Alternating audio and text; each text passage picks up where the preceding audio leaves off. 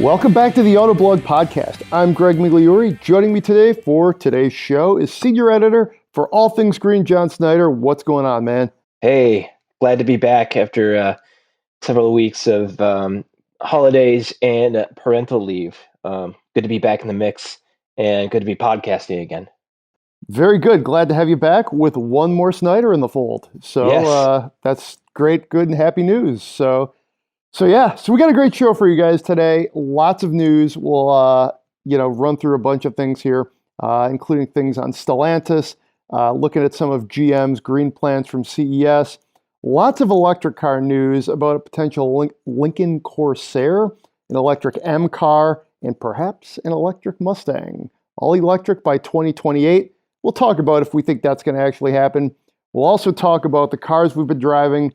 It's a very, very luxury, very nice segment here. John spent some time in the Maybach GLS, the Mercedes-Maybach GLS. Beautiful SUV. Can't wait to hear about that. You're laughing. Pretty expensive, obviously. Pretty eye-catching. It's over the top. Yeah. Yeah. We'll get to that. Cool. Yeah, we'll get to that. And then a couple other luxury cars, the Audi A4, and then a long-term update. John said farewell to the Volvo S60, and I took delivery of the Acura TLX. So a couple of premium sedans coming and going from our fleet. So why don't we jump right into what we've been driving? Since the Maybach gets a chuckle, I like the GLS. The last time I drove one, it was not in Maybach trim, actually. This, I believe, is our first crack at the Maybach. But to me, it made a lot of sense. Mercedes had there was some room at that part of the lineup for them to, get in there, get into that segment. And I think it looks like it's doing the job. But of course, you layer on the Maybach dressings, and suddenly you've got something that's even a little bit more decadent, it sounds like. Yeah, decadent is definitely the word for it. And it's funny because, this is more of a car that you would want to be driven in than you want to drive, maybe. Not saying the GLS is bad to drive, and it's not. It's actually quite nice to drive. And the Maybach version is no exception. Ample power. It's got the twin turbo V8. Um, but this one, the back seat is just absolutely decked out. There's beautiful seating, beautiful lighting everywhere. This has two really fancy rear seats that have massage functions, a little leg rest that comes up. In between the two seats is a refrigerator that sort of takes up some of the cargo space in the back. But there's a little refrigerator, and specifically for champagne, it has these little divots to hold the champagne bottles in place, and the lid, when you open it, pops down, and it's this sort of velvet wine glass holder, like champagne flute holder. And the cup holders have these little clips, so you can clip your little champagne glass down into the base, and it'll hold on to it and keep it from falling over. But basically, the only person who really spent much time back there while the car was in motion was my son Wally. So it was the car was a big hit when I was dropping him off at school. Uh, it this one was a two-tone, like this silver on top and sort of almost a navy blue down below. Uh, it definitely caught attention, even though it's shaped mostly like a regular GLS. The two-tone nature of it sort of gives it a little bit different of a profile almost. The color breaks up the body, and then there's the three-pointed star hood ornament sticking up. It's not just a flat one, and then Maybach badges here and there. It's not too flashy from the outside, which is nice, but you get inside, and wow, it is it's something else.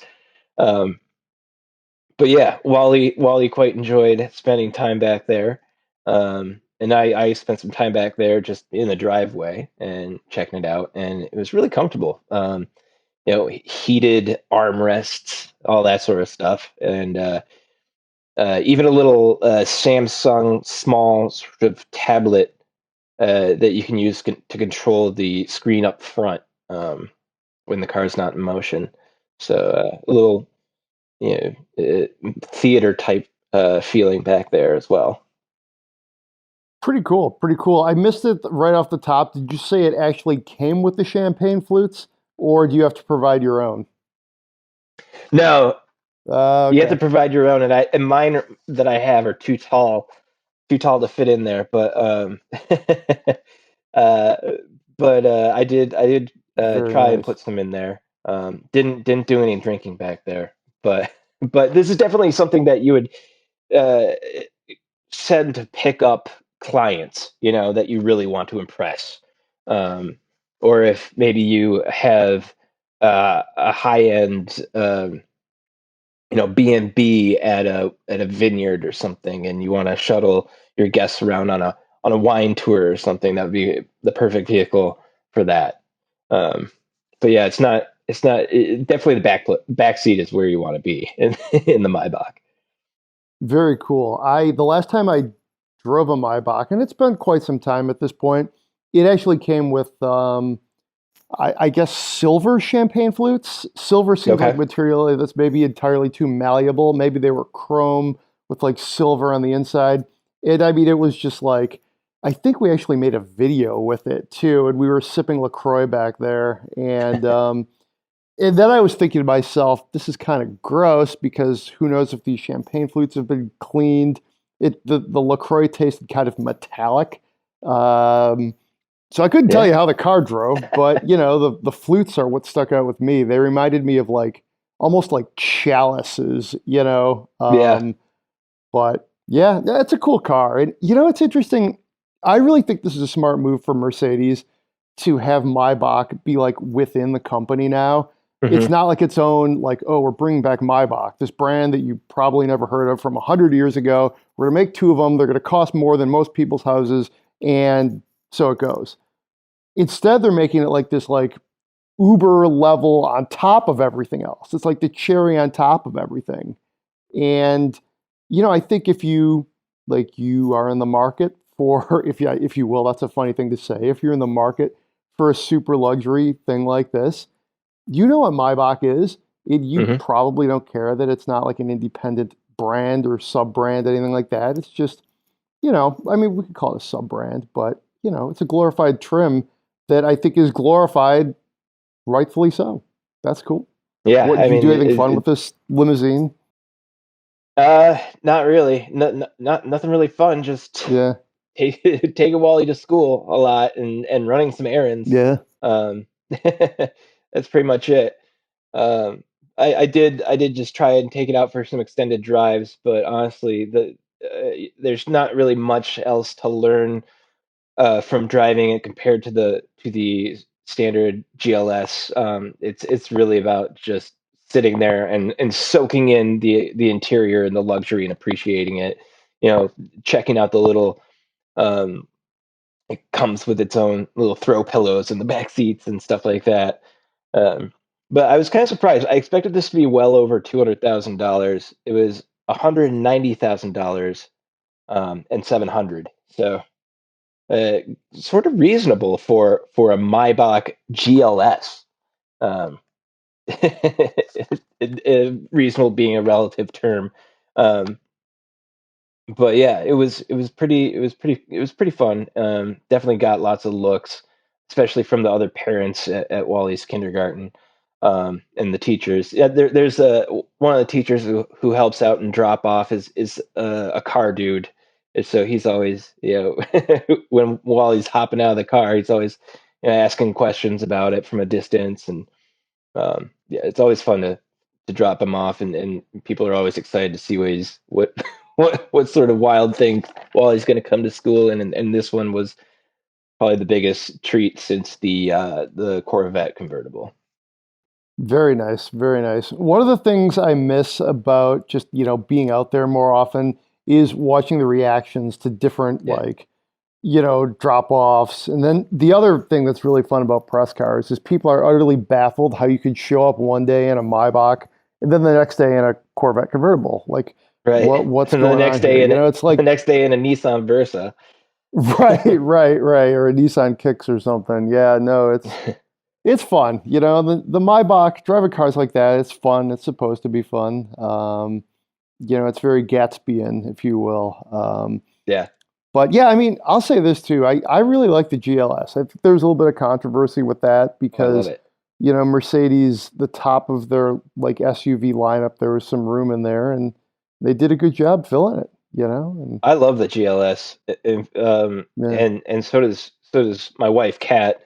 Um, if it weren't so darn expensive, that would be the top of her list of cars that she would get. Um, but but when this one rolled up in the driveway, she I hadn't seen it yet. But she was yelling, "They ruined it! They ruined it!" She hated that two-tone paint job. but but the GLS in general, I think, is a very nice vehicle to drive.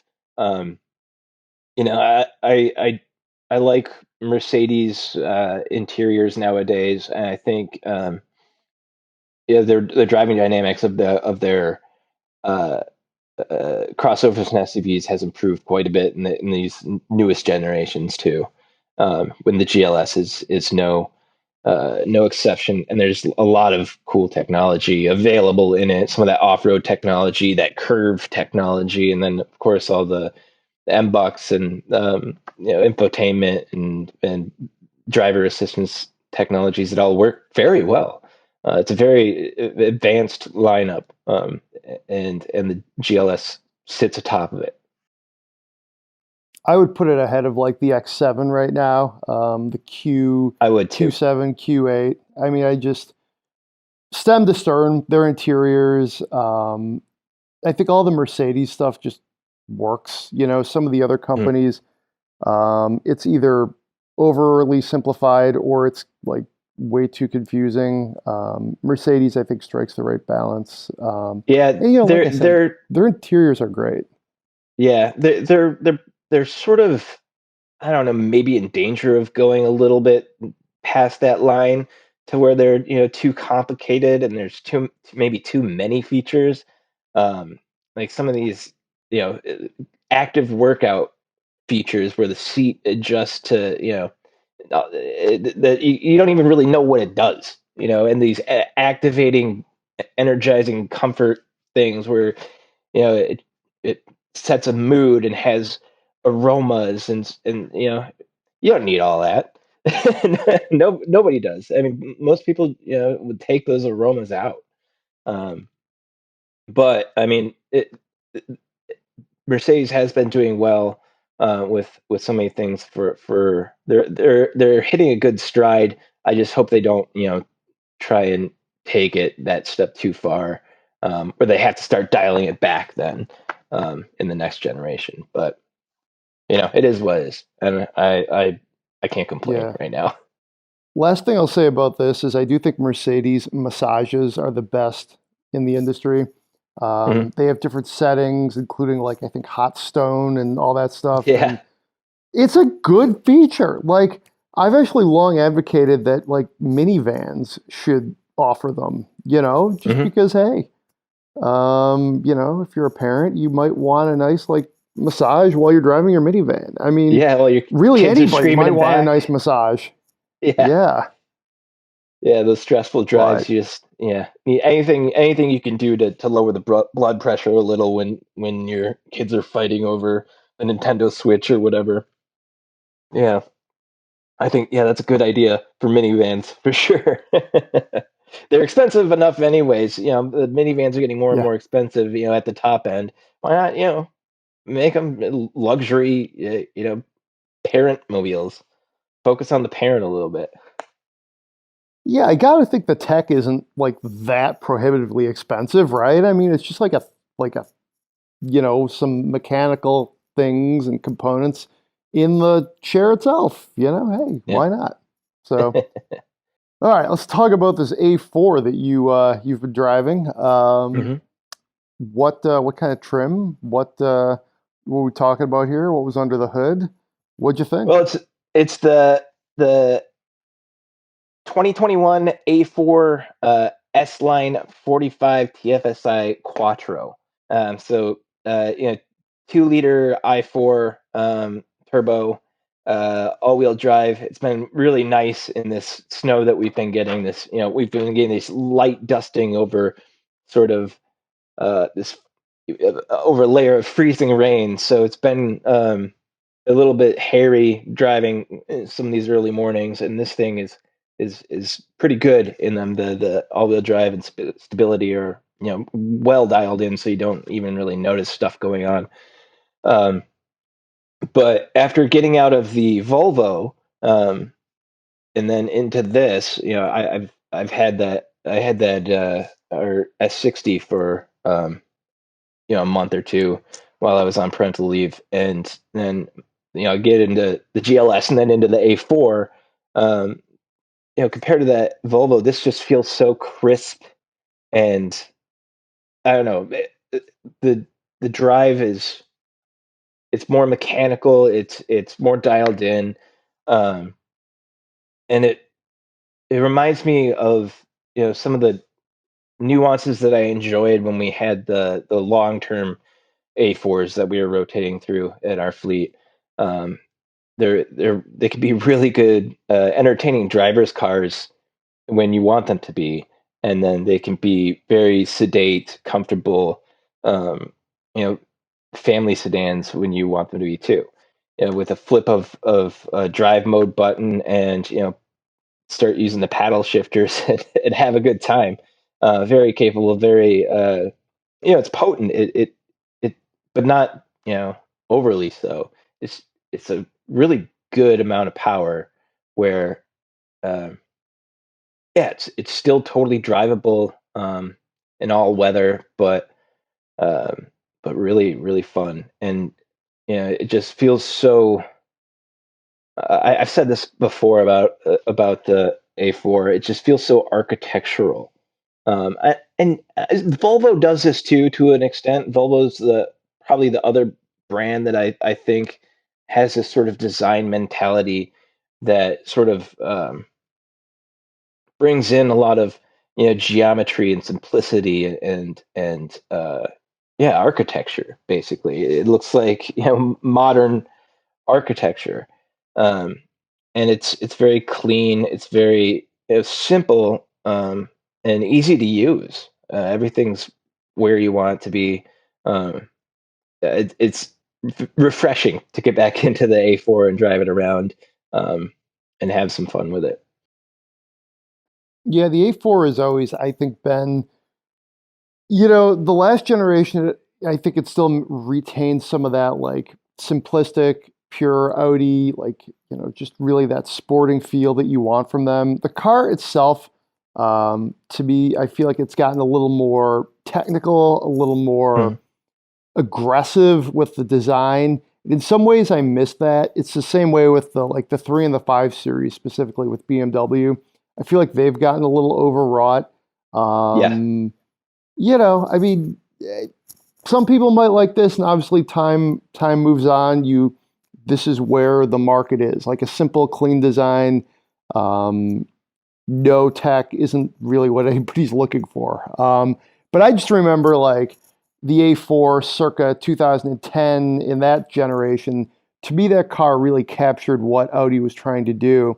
And I feel like some of the additional things, specifically probably the design, it feels like it's gotten a little bit like heavy to me. Not Mhm. literally heavy, but it just feels like there's way more going on than there used to be. So, I mean, I guess that is what it is. But I mean, I do It, like it, how it they go ahead. it definitely seems to creep into the this current generation of cars. There's always, I mean, they'll redo their lineup with the new design mentality. This isn't just Audi, this is everyone. And then little things creep in and sort of, I don't know, break it apart and make it less of a cohesive um, feel to it. And then they have to, then they uh, give it a redesign. But yeah, things are definitely starting to creep into the fold here to um, maybe break up some of that cleanness. There's some of the textures in the car and outside. Some of the looking at the grill, there's more going on there, but I don't know. It's still it still feels pretty slick, and especially the interfaces, the user interfaces, the buttons, the controls, everything in the Audi is very neat and clean and tidy and easy to use, and you don't have to hunt around for things, and and you don't have to hunt through menus either. Uh, and that's another thing about the Volvo is that user interface. Just lots of hunting and swiping through menus and poking through different modules to try and find what you're looking to do. In the Audi, it's much more straightforward. The Yeah, I think it's interesting too that like Audi has taken this tactic of trying to they do a lot of different things with just like who they are, It's like it's sporting, it's tech, it's design. I feel like they're a little more aggressive and ambitious with just like who they are as a brand, which is good. I like that. Anything special with the A4? Or just commuting and Not yet. I might do something fun with it this weekend. Take it for a long drive or nice. something. But again, so far it's been just taking the long way to school, dropping Wally off and picking him up. Just spending some. Like I said, it's just nice to get this out on some of the curvier roads where the speed limit's a little higher, and just let it stretch its legs a little. Because it really does a good job of working with the driver. The responses are to every input are very precise, and um, yeah, it just feels nice. Nice, nice. Well, how about we talk, stay in the premium sedan segment here. Why don't we first say goodbye to our Volvo S60? We'll probably talk about it a little more on the podcast, but you were the last person who drove the S60. It arrived Hmm.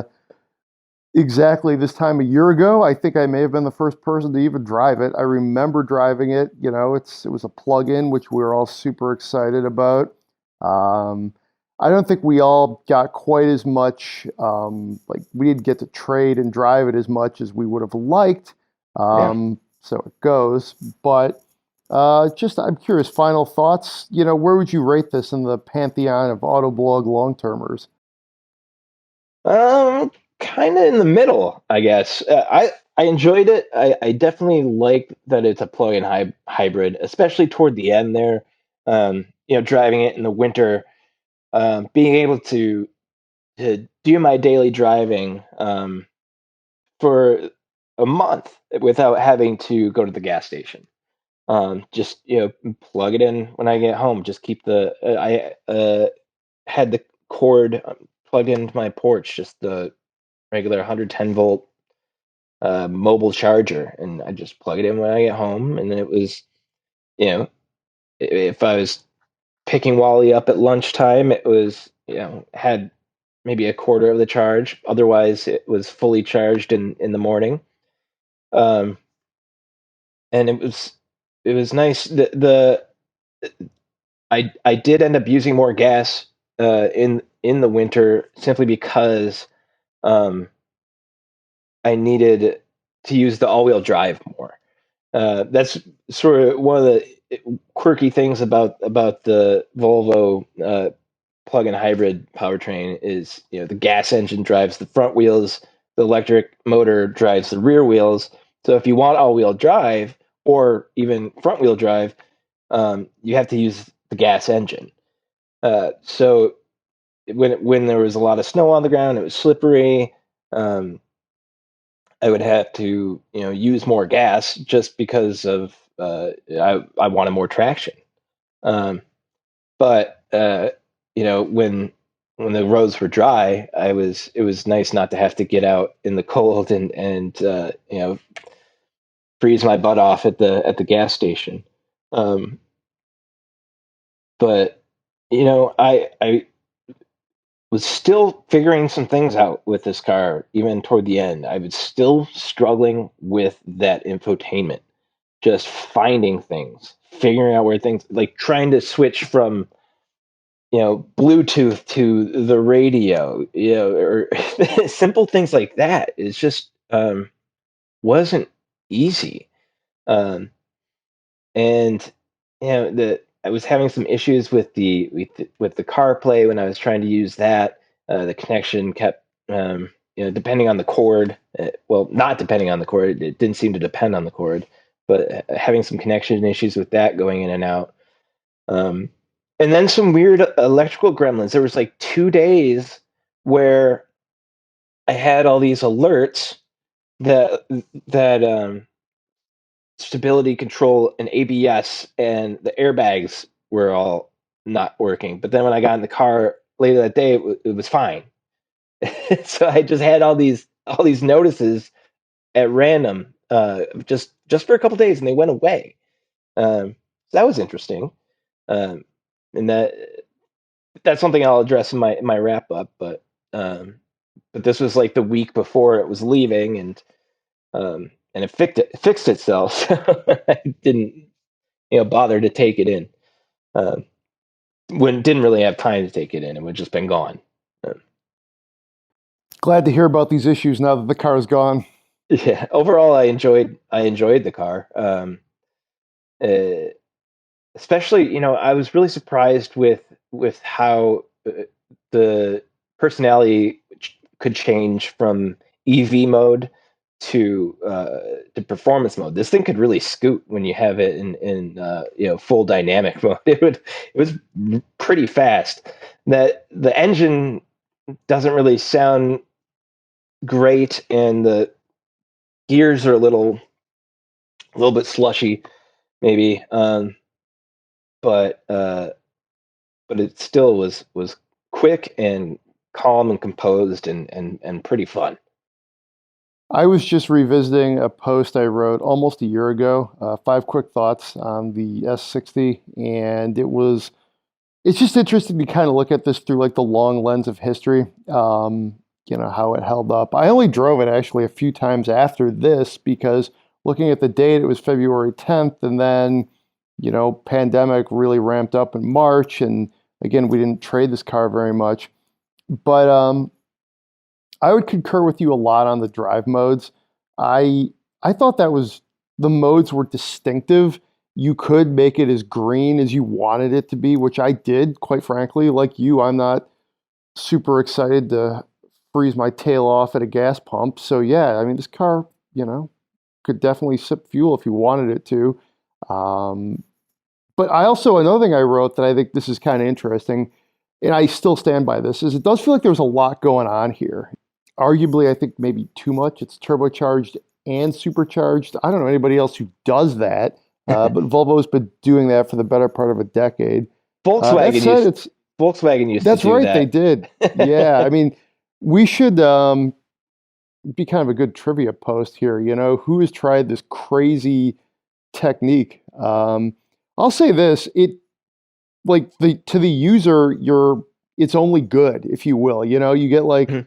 the supercharger kind of kicks on like at the low end before the turbo like fully spools up, and then away you go. Of course, you've got electrification kind of in there as well, Yeah, which to me that makes maybe the supercharging superfluous, if you will. But I mean, whatever, do it. And a supercharger doesn't have that much weight and complexity, but it's a lot of stuff going on there that all needs to work well. So right. And um, and and I don't know. definitely, like, once you understand how the electrification works, the engine up front, motor in the back, and once you understand that that's what's actually going on, that you don't have this all working at the same time, um, you can use it better. You have to think about it, though. I mean, you have to think like, oh, I want all-wheel drive. I'm gonna have to use more gas. Or, oh, if I want to sit fuel, I'm gonna not be able to have the front wheels motivated at this time. But once you know that, once that's sunk in, um, actually kind of neat. It's kind of a thinking man's all-wheel drive car, but you know, it takes a while for, I mean, it's easy to understand, but it takes a while for it to uh, sink in that so that you can sort of use the car in the smartest way. For sure. I think that's a good way to put it too. Whenever I have driven Volvos lately, that have this type of mode, like selector, if you will, I'm always thinking about it. It's like, what do I want to do? Do I want to go fast? Do I want to try and, just go in EV mode if I can and conditions allow?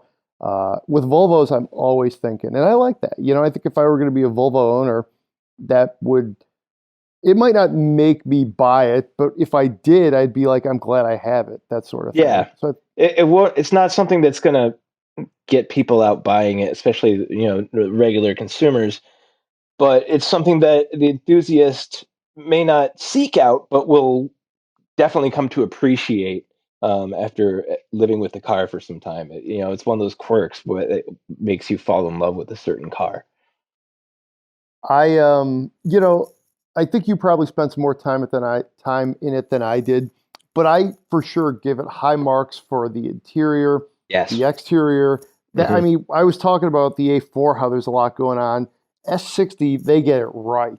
It's clean.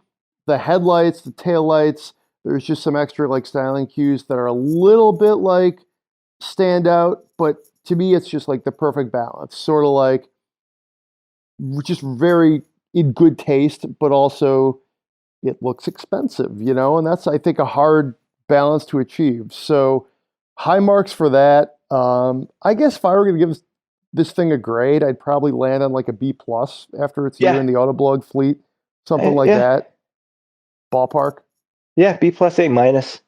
Yeah. Um, I actually had a friend, a close friend of mine, go out and buy one after riding in this. He was Oh, looking for a nice. new car. He had an older 3 Series and was looking to get something a little newer. So he went out and bought a couple years old S60, not the plug-in hybrid, but when he liked it enough, he was like curious about it. I'm like, come over, I'll give you a ride around. And yeah, he has one, and it's pretty much the same color. So he's been over a couple times. They've been nose to nose in the driveway. It's kind of cool. Even in the winter, I thought this car, which was kind of like a creamy white, it still looked really good. Yeah. It definitely held up well there. And I would say too, like B plus, if I'm ballparking it, that's also like putting it in like the pantheon of Autoblog long termers. Is Hmm. a car, I'd probably give it like an A minus.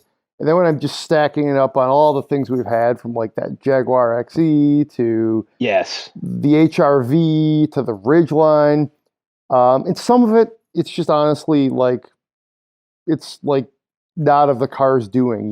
We didn't get to like trade it as much and do as much with Yeah. it as perhaps other long termers would have. But yeah, I mean, it was very good car, very good car. I agree with you. As a vehicle on its own in the rest of the vehicular world, A minus. It's more closer to mid pack for Autoblog long termers. Yeah, yeah, exactly. Almost like yeah, exactly. Um, cool. Well, we have high hopes for another sedan that we're basically replacing it with. This is the Acura TLX 2021. It's a beautiful car.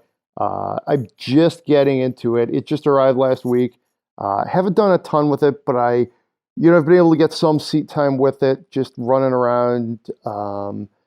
It's fun. It's beautiful. Initial impressions are that it's getting a lot of attention. I give it the dog walking test. If people Uh-huh. are walking by my house with their dog, people look at it. So feels like it's going to be a pretty good value too. The one that we have is, what did I do with that Monroney? I just had it here. 47, let's see, 47,775. Okay. And honestly, it feels more expensive than that. Like Okay. that Volvo was like 57 grand, I think, something like that. Which also was fair given all the, like, because the Volvo, like we mentioned, all the hybrid and other things going Yeah. on. I think that was fair too. But I mean, this feels. I guess I keep going back to the term. It feels expensive. Hmm. It's got a presence. I think, and I've been meaning to write the intro for a couple days now. I just haven't quite, between all the stuff going on, haven't had a chance to kind of like barf it out, if you will, because intros are pretty short. But for me, this is like a potential. This might be laying it on too thick, but a potential return to like greatness for Acura. Okay. Um, and by that I mean I think for a while Acuras were pretty cool. Oh Like yeah. they were up there with like Lexus always sold more, but Acuras were like in that like sort of nebulous like other like middle class of luxury cars, like nicer than Volvos. Maybe to your non-enthusiast, you might have been like an Audi, an Acura, an Infiniti, like this kind of like you start to run them all together. Not a BMW, not a Mercedes, not a Cadillac. Because even if when Cadillacs are bad, I still think the name Cadillac puts them historically up there, if you will. Like even if the New York Yankees are terrible, people still think they're the Yankees. I would still put Cadillac in that, bucket. Hmm. But I don't know. I'm feeling good about the car, and it drives really well. Actually, I'm thinking I actually did take a really good long drive with it on Sunday, and I plan to do it again. I'm really excited to get in it. The Acura TL super handling all-wheel drive of about a decade ago was one of my favorite cars. Just such an excellent, fun, and good-looking car to drive. But that had a six-speed manual too available. That was just the best. Honda's manuals are great still, but yeah, in that Acura, it was just point and click, man, and it felt like a magic wand. It was just so fun to row through the gears in that car. Um, but even the automatics have been fun.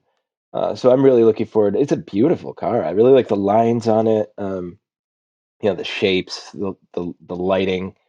Definitely looking forward to getting a shot in this because yeah, it, it's also one of those cars that you don't see very often. You don't see a lot of people driving them, um, which I don't know, appeals to me.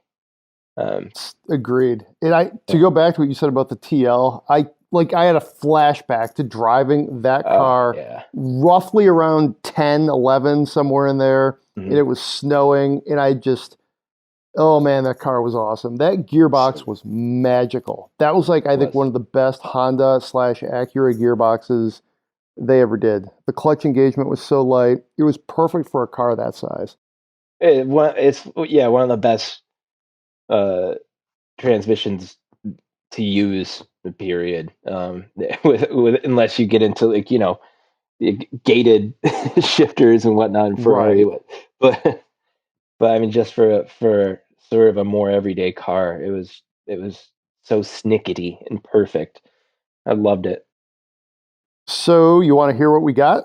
Uh, Yeah. Looking here at I did find the Monroney. Again, it's almost 48 grand. It's the A-Spec trim, which is nice. Yep. I think that's kind of cool. Under the hood, we have the 2-liter four-cylinder. That's 272 horsepower, 10-speed automatic.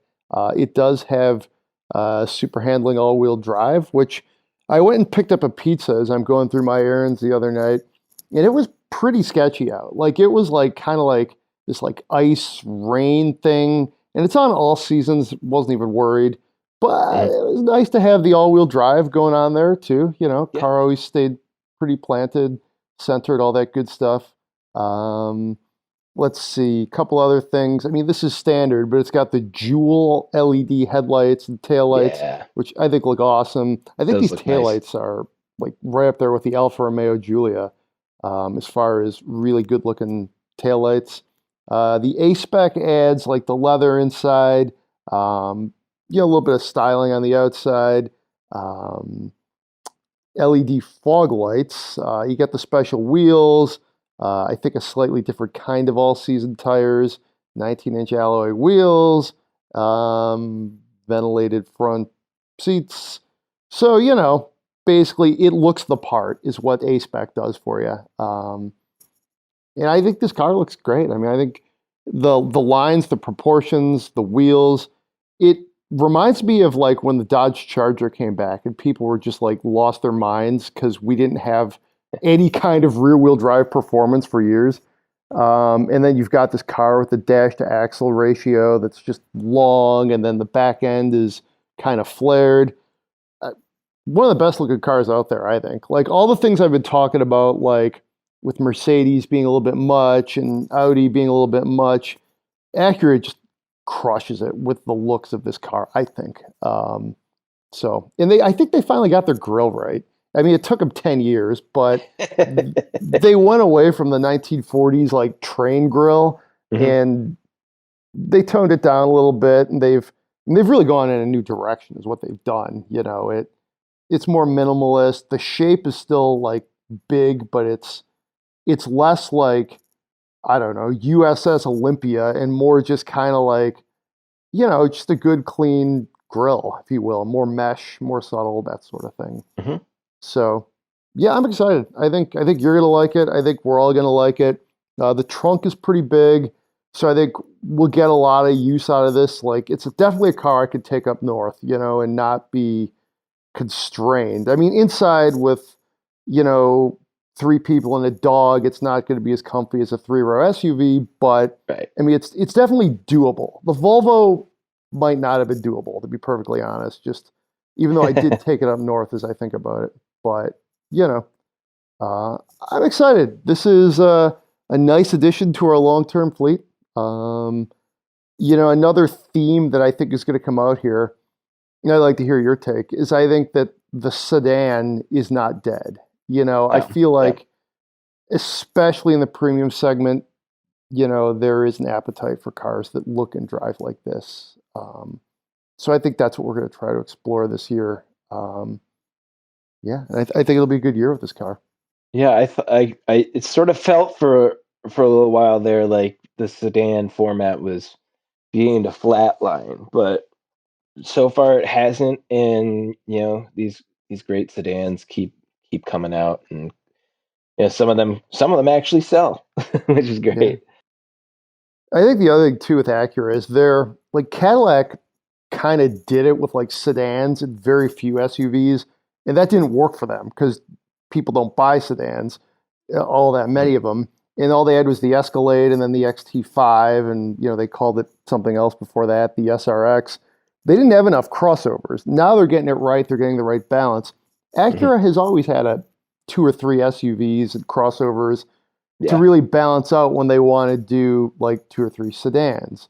So I think Acura, frankly, has always had a less ambitious portfolio. They don't try to fill every single segment, and I think that's smart. I don't frankly understand why some car makers, especially luxury ones, do, So I think, to me, this is easily the most important thing they've done since the NSX. And I think this could do more for them than the NSX, as far as like getting real people to change their perceptions of it, because it's a legit nice car. It's the kind of thing that if, there's some luxury cars that don't feel like they're legit luxury cars. And then there's some other cars that like a Genesis that look like luxury cars. But I do think there's still some dissonance with people who are like, I don't know, it's a Genesis.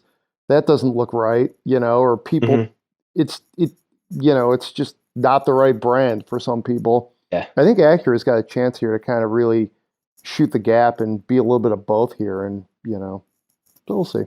Now they just need to bring back the ZDX. They do. They do. I love that. That was thing. awesome. Yeah. I mean, ZDX, or was it the Cross Tour, was the Honda version of it? Yeah. That was pretty wild. All right. So that's the fleet. We've spent some time really dissecting the fleet. Let's run through some news here. All right. Just some quick hits here. Stellantis is a thing. It's officially trading. A lot of different thoughts here. I've seen this graphic with just how many brands are going to be under one roof. world's fourth largest automaker, which is kind of mind-numbing. Carlos Tavares, who is formerly the CEO of a number of things, but he's going to run this whole thing. I actually met him once at the truck show in St. Louis. He was running, I think, Nissan's truck business at the time. And then I believe he was doing something else. I'm forgetting to stop in the middle. He sort of floated the idea that he would be a great CEO for like, oh, I'm blanking on who this was, like GM or something. Like he publicly said, hey, I'd be good at that. And then like whoever his current employer was fired him. And then he went over to Peugeot, which made a lot of sense. And now lo and behold, he's running Stellantis. So irrespective of nothing, I think he's a very capable executive, which they're going to need to navigate this enormous transatlantic, trans-Pacific, Goliath of a company. To get really like meta here, this could be the sign of things to come. It's just these like mega mergers. We've seen it in other industries. As long as the brands survive, that's all good. I mean, you see the way that different car companies are even just willing to work more closely together. Volkswagen and Ford, and now GM will be building EVs for Hyundai. It's seeing a lot more cooperation, and I think in some cases that leads to conglomeration. Interesting to see what the landscape will look like in 10, 15 years, but man, a lot. I feel like a lot has changed in the past 5, 10 years, pretty rapidly. So Stellantis. I mean, it's such a big umbrella. It'll be interesting to see what they do.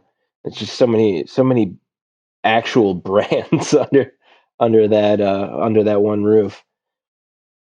I think for me, the big question is what happens to the identity of some of these very iconic companies like Peugeot in France, Chrysler in the United States, Fiat in Italy. I mean, there's so much going on there. Like, I mean, these are companies that have been around to like 120 years, some of them. Like, Peugeot is one of the oldest industrial companies in the world, So, we'll see how it all comes together. I could easily see a brand or two getting closed. I think that will happen, frankly. Yes. But also others getting like spun off. Like if you're an investor and you've ever wanted to get in the car business, now is probably the time to take over a brand on the cheap, maybe, That's never a good recipe. It never works.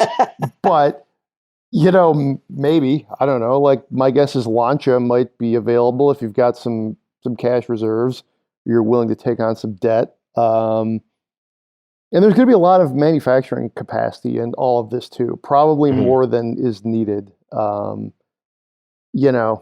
think the biggest thing will be the clash of cultures. Like in Detroit, I still hear people refer to like Ford, GM, and Chrysler as the big three. And it's very colloquial, but it's also like Chrysler hasn't really existed in about 5 years. So, we'll see. They've done so little. Yeah. But so that's Stellantis. Stay tuned as Stellantis turns. We were both actually talking about some of GM's plans at CES last week. One thing I wanted to go back to, just kind of revisiting that, is that drone. That was wild. Cadillac's drone that I think could really... They didn't have any specific plans for it, but it was just like a surprise and delight thing. I saw a headline in saying at the Escalade of drones, but I don't know. CES was good for GM. I think that's the better point. Yeah, it's interesting to see that they're really broadening their focus. I mean, they have been for a long time, but now they're doing so far more publicly. Seeing the drones, seeing the delivery services and the sort of robotics and whatnot. It's pretty interesting what they're doing, and they've been around forever. They've got the know-how and the capacity to sort of take some new things on, and especially developing their own uh, uh, EV powertrain program that it seems to be accelerating fairly rapidly. When we were talking to Mr. Crew, the things coming down the pipeline in terms of battery technology don't seem very far off in the future. Um, so there could be some big sort of leapfrog moments for GM here, and not just in passenger vehicles. For sure. I think, again, just to go back to CES, it seems like GM had a ton of moves. We even got some teasers on the Bolt electric utility vehicles, they're now calling it. They've always called it a crossover, but it sounds like there's going to be some variants of it. Mhm. Um, but yeah, I mean, good show for GM. Perhaps more exciting is an electric M that we reported on earlier this week. Uh, Mhm. Zach Palmer, road test editor, wrote it up. We're kind of thinking it might be based off of the i4, which, Mhm. if that's the case, I think that would be great. Um, total random note, I think the big grill works better on the electric cars than it does on the gasoline cars as I look at a picture of the i4. Um, so we'll see. I mean, I think this would be a good move actually for M to add an all electric car, even if it is, this gets confusing, also an I car. I was Right. supposed to be Right. kind of a sub brand in its own right, but yeah, good move, I think. Yeah, I think so too. I think every large car company that's rolling out um, EVs needs to have sort of cool, sporty, really desirable car that sort of lead off with, to sort of uh, put their best foot forward in terms of you know uh, like Ford. Oh, look at this! It's part of the Mustang nameplate, and it's a performance car, and it's going to be really cool. Um, it's not going to be some boring, hippie commuter car. This is actually cool. This is who we are now. I think to do that same thing, um, with the i4, and make an M version of it is a good move, just to get people on board in terms of enthusiasm, and just proving that you're not going about this to make boring cars. I know BMW already has um, the i3 is neat in its own right, but it's not this. you know, the i3 is more of that sort of hippie-ish commuter car. I mean, not really hippie. It's out there though. It's far out, if you will. Um, so yeah, this i4, the M version, whatever it ends up being called, whether it's MI4, I don't think i4M would be good. But whatever they end up calling it is, it's going to be, putting a good foot forward for them. Cool. Let's talk about more electrification. Lincoln Corsair could be electric 2026. Uh-huh. At least one analyst says so. Uh, I think they're going to have to be, frankly, because Cadillac's talking about being almost all electric by like that same area. So I think Lincoln better start electrifying some things, and they've sort of said they will. Automotive News is one of the reports that did report this, if you will. Um, I don't know. I think it makes a ton of sense. I think Lincoln should explore electrification. Yeah, for sure. I mean, I think the Aviator plug-in hybrid is a really cool car to it's great. But to go full EV, um, I think they need to go that route for sure. The Corsair, sort of right in the middle in terms of size, is probably a good place to start if you're going to go full EV. We don't have a lot of details about it, except that they're currently calling it Corsair E. I'm sure they'll find something more, hopefully, creative than that. But yeah, it's going to be on a different platform than the current Corsair, and we're not sure if it's going to completely replace it. But yeah, looking forward to that. And then this comes from an analyst called Auto Forecast Solutions, which you know, Automotive News has cited them in the past before. I think we have a freelancer who's reaching out to them to talk to figure out some more details on things that were things that they know about that Ford is working on. But yeah, the Corsair supposedly coming in 2026 and supposedly will be built in Canada. So that should be interesting. Yeah, absolutely. Perhaps more interesting is an electric Mustang by 2028. Same guy Yeah. also is reporting this. Um, to me, this is like, and to be clear, this is beyond the Mach-E. This is more of a like an all-electric Mustang. Uh, sounds like anyway. And yeah, so Autoline picked this up from that same analyst. Um, and yeah, saying December 2028, we'll get an all electric Mustang, not a Mach E, an actual Mustang coupe. Um, and this report says that it will completely replace the internal combustion Mustang. Which is partly why it's not coming. A new generation of Mustang supposedly isn't coming until then. Although we've heard maybe some reports that contradict that.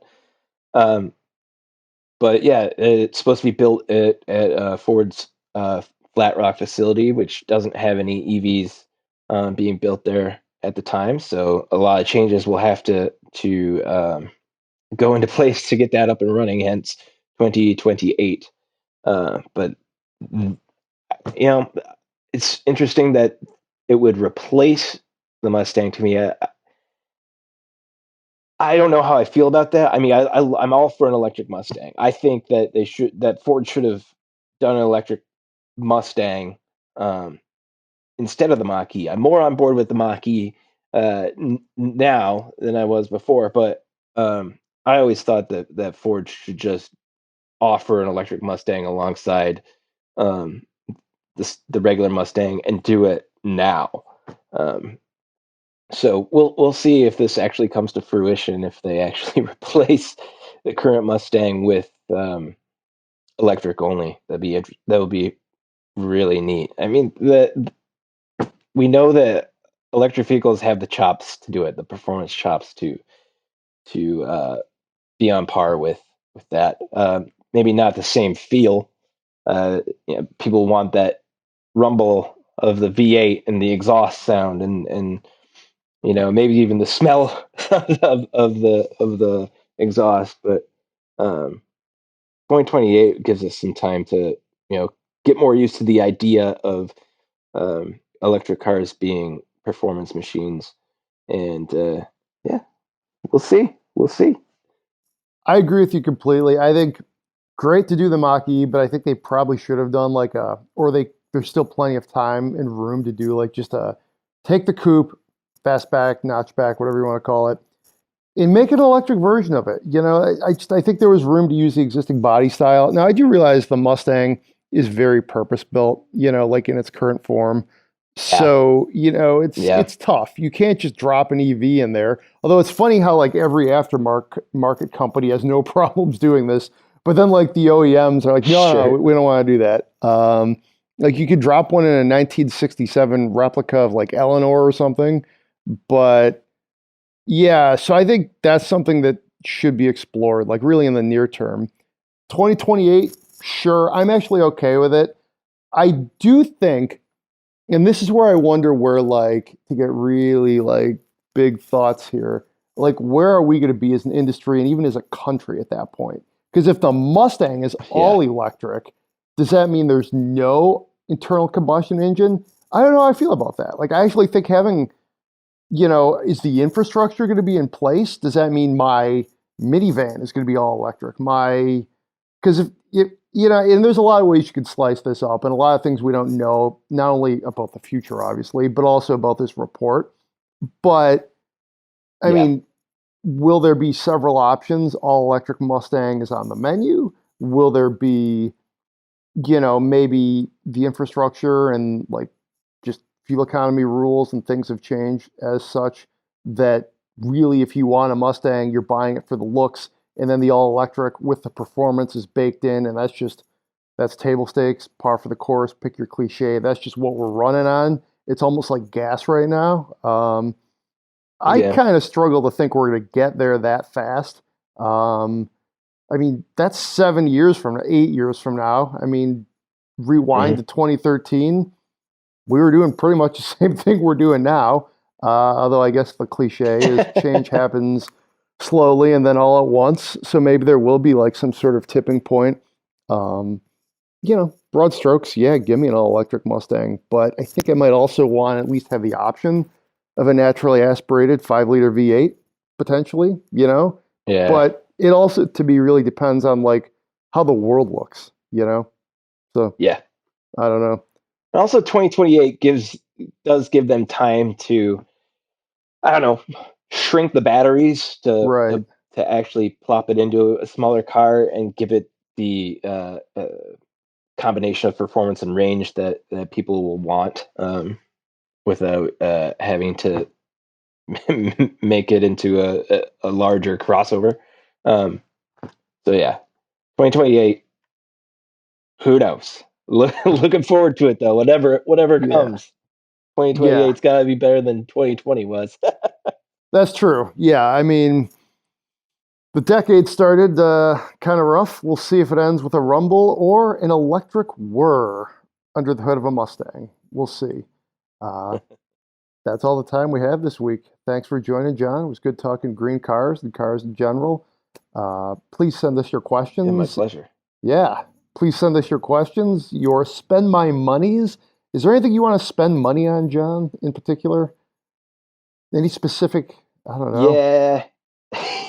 There's lots of stuff. There's lots of stuff I want to spend money on.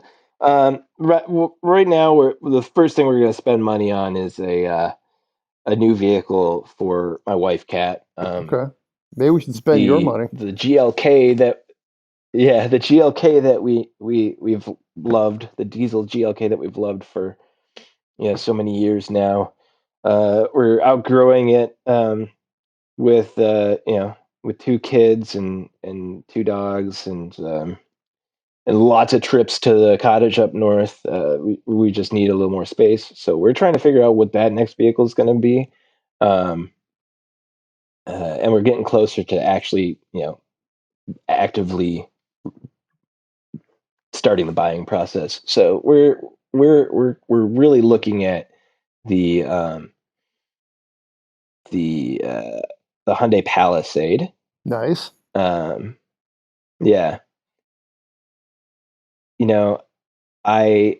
Kat also really likes the Volvo XC90.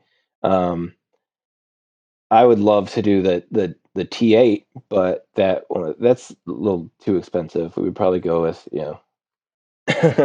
like the T5. But I think just looking at value and what you get for your buck, the Hyundai Palisade looks really, really good, and I love it. I already love that car, and we'll get to learn more about it very soon here. Good teaser, good segue. Long-term Hyundai Palisade coming up perhaps as soon as this month or maybe next. So that is on the docket. Great value for Hyundai, that's for sure. That's a nice looking vehicle. Send us your questions if you want to hear more about John's buying process. If you'd like us to, dissect your questions, spend my money. We'd like to spend your money. That's podcast@autoblog.com. Hit us up on Twitter, Facebook, all of our Autoblog social platforms. Until next week, be safe out there. We'll see you later.